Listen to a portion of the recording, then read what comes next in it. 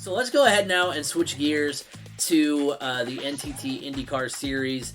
Their offseason, a little bit of a synopsis here. Simon Pagenaud and Elio Castroneves, they make up Meyer Shank Racing. I know, right? Incredible. Sorry, Jack Harvey. They've upgraded. Upgrades. Romain Grosjean now driving full-time for Andretti Autosport. Takuma Sato to Dale Coyne. Which, I mean, hey, if he ends up going somewhere else after that, I mean, that seems to be the breeding ground for where you go to be successful and get with another. I mean, we saw that with Alex Palou.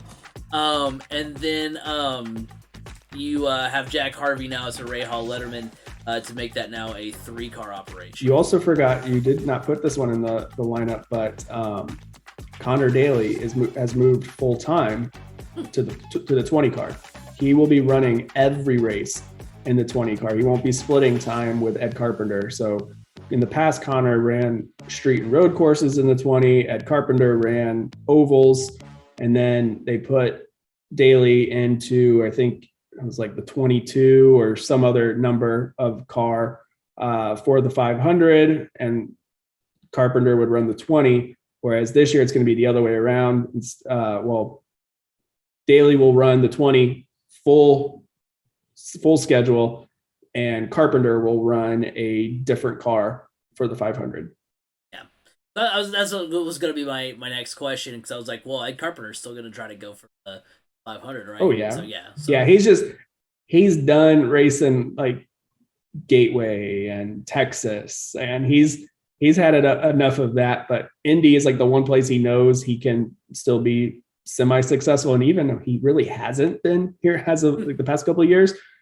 And finally somebody gave Connor Daley a shot, a legitimate full-time shot. I mean, this is a guy that can never get much consistency because nobody would give him that chance for consistency. And I'll get bored. But good for Connor to get into that full-time ride finally, and one that run by an Indiana guy, and one I think he could have lots of success with. For sure. Schedule changes. Iowa returns. Toronto returns. We're very, very happy for that. Now, looking at as far as like what we look forward to the most about this season, for me, Meyer Shank is a sneaky team. I mean, it's basically just been Jack Harvey for the team's existence. And I think we can agree that Simon Pagenaud and Elio Castroneves are upgrades there. I think our reaction earlier was pretty good.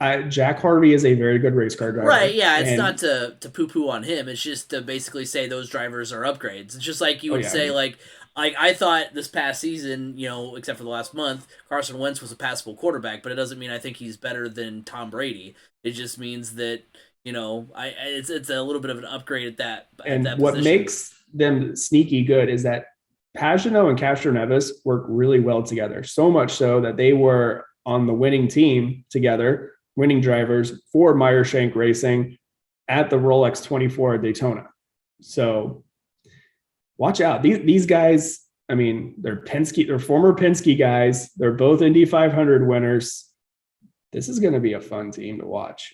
They really are. I mean, you've got Pagenaud, who has a championship background, coming from Penske, like you said. I think he'll have kind of a chip on his shoulder. Not that he necessarily has any bad blood, but just from the standpoint of... That is like one of the nicest guys you could possibly meet in the paddock. So right. So it's not like he's going to have... He's going to race. He's going to race with a chip on his shoulder. Like, he may push it a little bit more than he has in the past, but right. He doesn't hold any bad blood to anybody. No, not at all. And then Elio is literally 1-for-1 with the team. He won winning the Indy 500 last year. So pretty incredible. I'm also excited for the first full season of Jimmy Johnson. Look, I know that he ran, not the greatest. He did his first 6 races last season. He ran 12. His average finish was 22nd.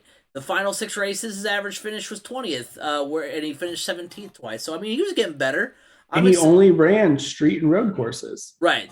Yeah. And those were not his biggest strength. Yeah, and in NASCAR even. So right, and so I'm interested. I'll be interested to see him in Indy. And on those lines, I mean, he will race the ovals, this year, so that adds that to the mix, including literally race number 2 at a track he's familiar with in Texas. I mean, obviously the cars will run differently, but at least he knows how to get around there. So, Yeah. that'll be fun to watch. And then, as always, I mentioned, I think every time we talk about Iowa, I'm just glad it's back on the schedule. It's one of my favorite tracks outside of, Why did it go away? I didn't think it went away. I can't, I think it did go, it was I off. mean, I know Toronto went away just because of COVID. They couldn't race It there. wasn't on the schedule last year, I don't think. Yeah, I think it was. All right, well, Or maybe they were repaving it or something. maybe. I don't know, because I was like, I didn't think we missed it. Here, go ahead and give us your things to watch, and I'll look that So up. for me, like I said, I'm really excited to see Connor Daley in a full-time ride. I think the consistency will finally allow him to gain some more chemistry with a team and allow him. I think I wouldn't be surprised to see him actually win a race this year. Honestly, I wouldn't be surprised to see him win the Indy 500 this year. I'm just going to put that out there. But like you said, Meyer-Shank is going to be a sneaky good team, and it's going to sneak up on a lot of. They're definitely going to sneak up on people this year. The other one to really look out for again is Mclaren Arrow. They've put together a nice little team there, and McLaren in general is pumping a lot more money into that team after they saw the success that they had last year with Pato O'Ward. So be on the lookout for that team. That team is now making the next step, in my opinion, into that upper echelon of the big time names like the Penske's, the Ganassis. So don't sleep too much on them. One driver I'm really interested in watching this year is Alexander Rossi. I want to see if he can bounce back. He just hasn't been the Alexander Rossi that we've come to know the past 2 seasons. And it's really interesting. I wonder if the shakeup at Andretti may help him out a little bit. It'll be interesting to see how all of that plays out. But those are kind of some of the things I'm interested in looking at. I do think we will see a first-time winner at some point this year. I wouldn't be surprised if it's early on. Jimmy Johnson in Texas. Let's go. Jimmy Johnson, I do think, because driving for Ganassi at Indy, I think he's going to be somebody to keep an eye on there on the oval, because which is funny, because he said that was one of the toughest tracks for him, and yet he's won a lot of races there. But for Jimmy Johnson at Indy, it was always boom or bust for him. But I'm excited to see him actually run full time this year. I'm especially on the ovals, because that's his background, and I don't know. It could be interesting. Well, I am interested to see if Ganassi does continue their streak of championships. Going into this next bit, I'm going to say no, but it's going to be, I think it's going to be this is going to be one of the most competitive years in IndyCar. And it's not, I mean, I don't know. It also very well could be an Alex Palou running away with it again type deal, but who knows? I honestly am leaning more towards this is going to be a very, very competitive year. I mean, last year seemed very competitive in itself as well, but I feel like this year it could be more so. I think we could see going into that last race, we could see 3 or 4 drivers right there within striking distance of winning that championship. One final note on Jimmy Johnson is also the fact that we don't know, as far as where on the totem pole that team was getting, as far as like what equipment and what. I mean, you're obviously using Chip Ganassi equipment, but like obviously I don't think you're giving your primo stuff to a rookie driver who's only running certain races to get his like toe in the water either. So he may have his hands on a little bit of better equipment this year as well to run. Mm-hmm. Not to put, obviously, you're 20th every race. That part mostly on you, but at the same time, like I'm interested to see like what kind of improvement he's there. Well, yeah, and also, honestly, I feel like when you looked at the numbers, he was running significantly slower than everybody else, and I think that had nothing to do with equipment. I think that was him just figuring out the car, right? To be honest, and I think now that he's got that last year underneath his belt, you're going to see better results out of him because he's going to be more comfortable in that car. I mean, Ganassi is Ganassi. They honestly, outside of them and Penske, have the best equipment, hands down, between the two of them. So I don't see like Chip Ganassi going, you're not running a full season. You can have what's left over. But Right, but I mean, if we're talking about getting the best yeah, cars and best equipment and best guys on the job, try to figure things out, you're not going to be like, I know you're leading the championship, Alex Palou, but let's go ahead and focus all of our time into Jimmy Johnson and figure out what's going I mean, right and wrong for him. I do believe Dario Franchitti did a lot of work with Jimmy Johnson last year, but that's also because that's his job too. So yeah, it'll be interesting. I think this is going to be a fun year for IndyCar. I'm super excited, and I love the fact that it's starting just 1 week after NASCAR. Seems like in the past it's like been weeks. In the middle of March. And so I'm just super pumped that it's here. It's this weekend. We go to St. Pete this weekend. Yeah, it'll be a lot of fun. So moving into our predictions, and again, similar thing. My my championship pick isn't super sexy, but I'm more into my other picks as well for Dark Horse and Rookie of the Year. So as far as predictions go, my championship pick is Scott Dixon. He's won every other year since 2018. When we mentioned him on the pod, we get a big influx of listeners. So thank you guys, Scott Dixon, Scott Dixon, Scott Dixon. Same reason I picked Newgarden last year. He won 2017 and 2019. So I was like, well, hey, if we're going with trends. Now Palou won the title with Ganassi last season. All of the talk has been about young guns versus veterans. So we talk about kind of chip on your shoulder again. Not that Scott Dixon is, a prediction. Scott Dixon has nothing to prove. Yeah, no, well, I know that, but I mean, if he's looking for extra motivation, look at it. I mean, he's coming off a season where he only won one race, which was preceded by a season that he won what seemed like every weekend. And all the talk has been like, oh, okay, well, now there's Alex Palou, who's kind of the new kid on the block, the new guy at Chip Ganassi. He wins the championship, and not just wins it, but wins it in relatively dominant fashion. So now you're like, oh man, I may not be the best driver right now at my own team. So I mean, again, like we're not talking about people that are like angry, fire and brimstone. But if you need some extra motivation, I mean, I think it's definitely there.